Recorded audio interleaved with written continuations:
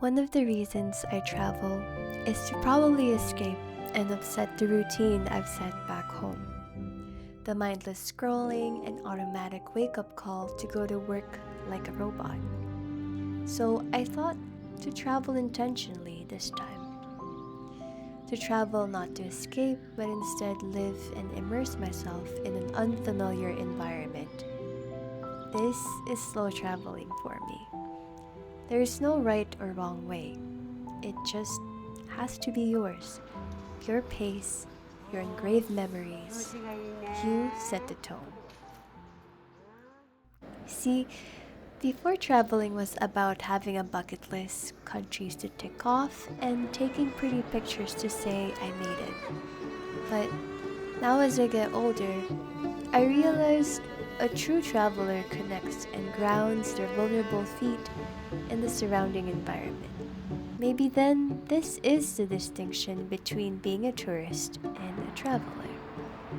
Staying in a foreign country where I don't speak the language for a month is scary and intimidating. However, I decided to take on the challenge, even doing it alone for 2 weeks. Slow traveling taught me to be present as I practice opening up and engaging even if I have limited knowledge of the language. When you open up to a whole new world, you absorb more of the experience. At the moment, you feel alive to tell a remarkable history passed on for the future to remember. A full circle moment where past, present, and future collides, right? Of course, traveling involves some significant planning. During my week in Fukuoka, I put a list of locations I wanted to visit depending on how I feel that day.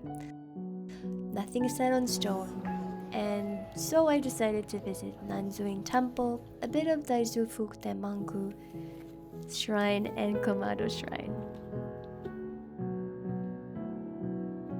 The train ride offered me a pleasant pause to soak in my experiences from my previous destination and prepare me to the next.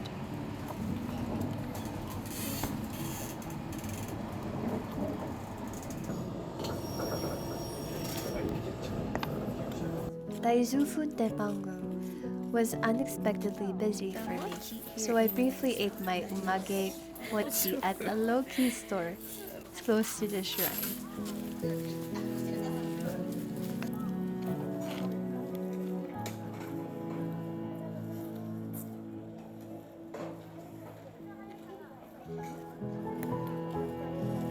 Sometimes a small smile with arigatou gozaimasu is enough. On the way to Kamado Shrine, I knew I was getting weary.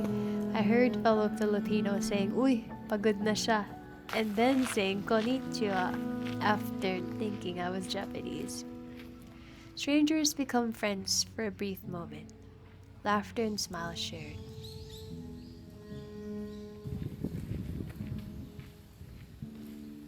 Encounters like this you don't really plan, but it just happens. At the end of the day, I hope you take each step for your next escapade.